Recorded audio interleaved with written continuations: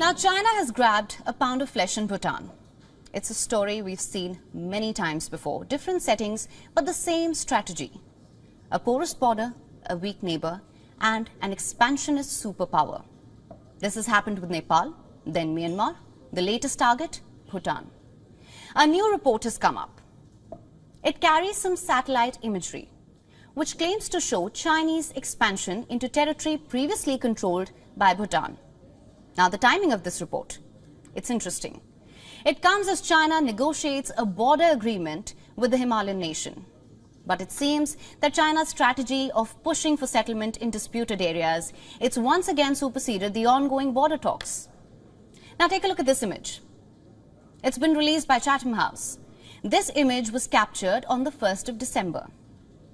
It claims to show new outposts in Bhutan's remote Jakarlung Valley, an area that is part of the Bayol-Khanpajong region.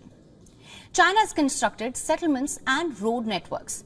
They're apparently part of new villages which China is building in an attempt to grab disputed territory. The report adds that China is engaged in construction activity of at least 129 buildings in the region. These buildings appear to be residential quarters. In another settlement, a short distance away, China is also constructing at least 62 buildings. That's not all. China has also reportedly deployed PLA troops in or near these settlements in these areas. Now, here's the thing.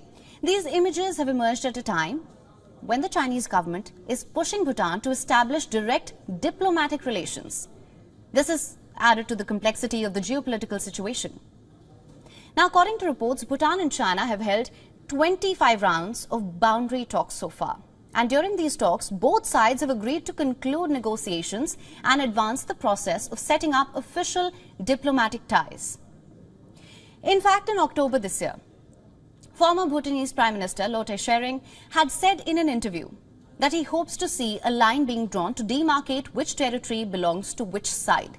In the same interview, he had not rejected the possibility of a land swap between Bhutan and China as part of the border deal. Now, you must also know this, that this is not a standalone issue. Bhutan and China have been engaged in boundary talks since 1984. These talks have focused on mainly three disputed areas, Jakarlung and Pasumlung areas in North Bhutan and the Doklam area in West Bhutan. But the question is, will Bhutan want to have diplomatic relations with China, knowing that it has encroached upon its land? That's the dilemma the government of Bhutan is facing right now. Now, what about India? Does this issue affect India? Well, to some extent it does. You see, India plays the role of Bhutan's security guarantor, a role that has been established through treaties in 1949, then updated in 2007. It's added another layer to the region's political dynamic. How?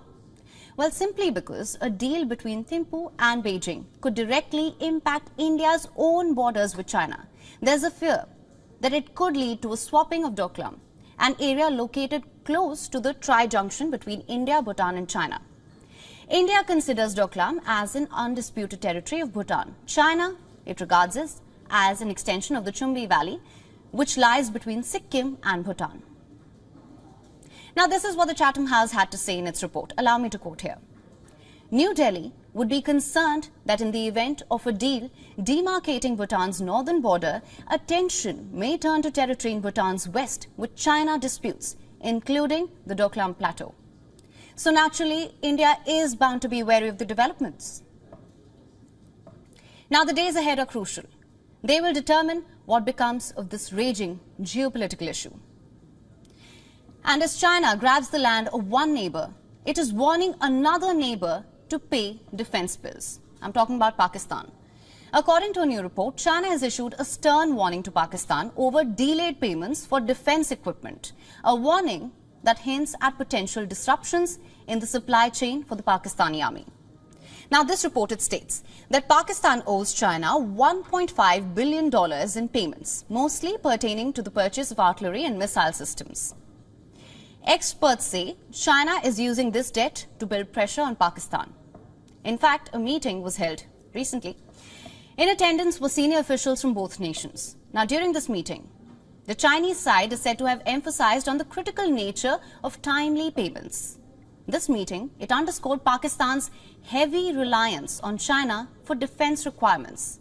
How, if prolonged, it could mount trouble for Pakistan and jeopardize the completion of key projects. The question is, what led to this? Weren't China and Pakistan iron brothers? Well, they certainly were. But as they say in geopolitics, there are no permanent friends or enemies, only interests. And Pakistan is learning this lesson the hard way. And a colossal sea monster has been unearthed from the cliffs of Dorset's Jurassic coast. A pristine pliosaur fossil, to be more precise. This rare paleontological discovery gives a glimpse into the life and times of a ferocious underwater predator that terrorized these waters 150 million years ago.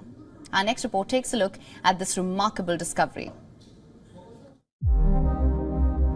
Imagine walking along the Jurassic coast and stumbling upon the remains of a creature so massive that it rivals the legends of the deep. That's exactly what happened to two fossil enthusiasts. Early this year, a gigantic fossilized creature was found in a sheer cliff face in Dorset Cliffs. What ensued was an enormous and dangerous operation to extract the skull of this ancient predator from England's Jurassic coast. The skull, measuring a staggering 2 meters, is one of the most complete specimens of its type ever discovered. It belonged to the pliosaur, a marine reptile that hunted in the oceans about 150 million years ago. Gasps echoed in the room as a sheet covering the fossil was pulled back. This pliosaur was not just huge, but beautifully preserved. According to local paleontologist Steve Etches, there is not a specimen anywhere else to match it. Steve shares that it's one of the best fossils he's ever worked on. He highlights that what makes it unique is that it's complete. This is a rarity in the world of paleontology. Now let's focus on its 130 teeth.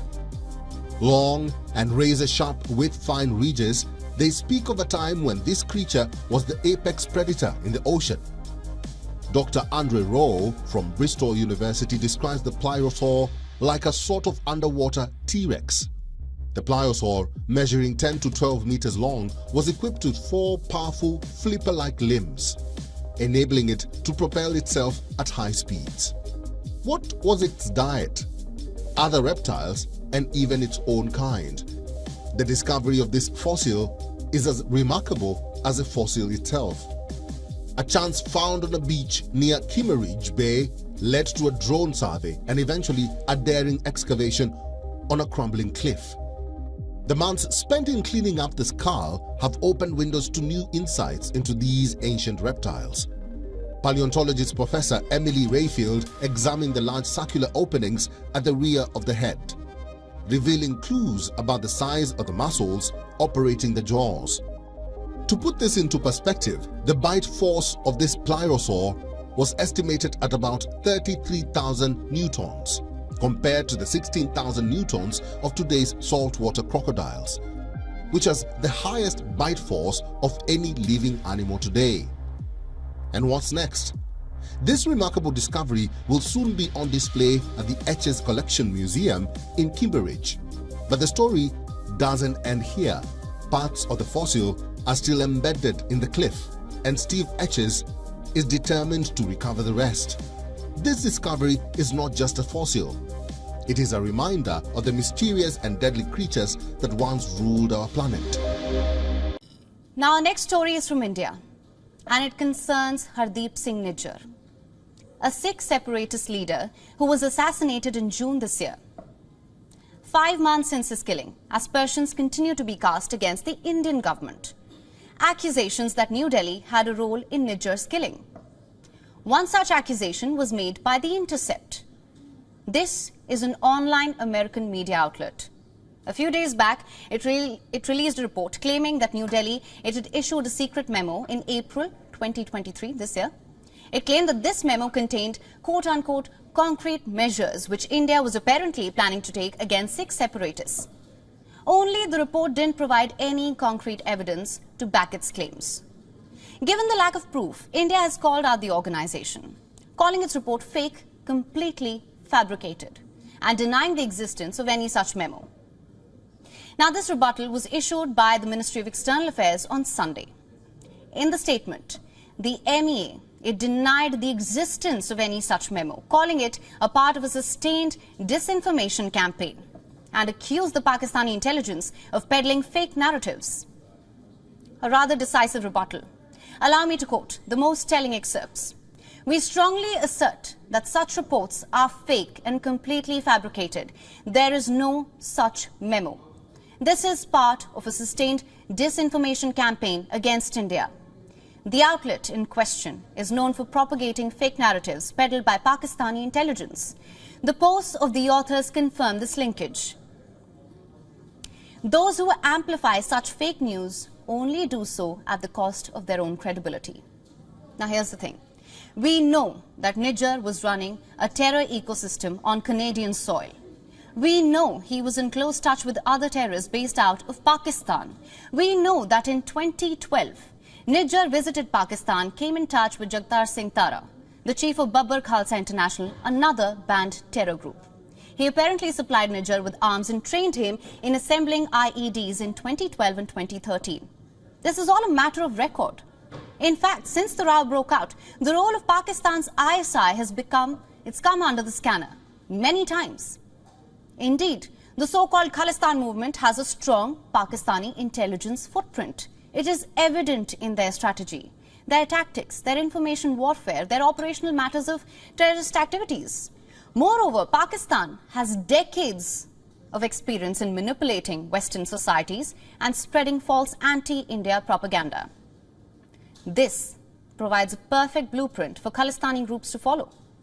There were even reports claiming that the entire incident, it's a conspiracy by Pakistan. A conspiracy woven by the Pakistani spy agency Inter-Services Intelligence ISI. The Pakistan ISI reportedly orchestrated the killing of Hardeep Singh Nijjar in Canada. According to reports, the Pakistan ISI hired criminals to pressure Nijjar into supporting terrorists and Khalistani gangs in Canada. It was also reported that after Nijjar's death, Pakistan is now looking for a replacement for the Khalistani leader. The Pakistan ISI is also reportedly planning to assemble a group of separatist terrorists in Canada to put more strain on India-Canada ties. Now, despite all this evidence, the Western world chooses to ignore Pakistan's role. Is this because the West is apprehensive of India's growth story? I mean, India's global presence, its influence, and indeed clout, it's never been higher. So the question is, are those who cannot accept India's success trying to challenge India's credibility? Think about it.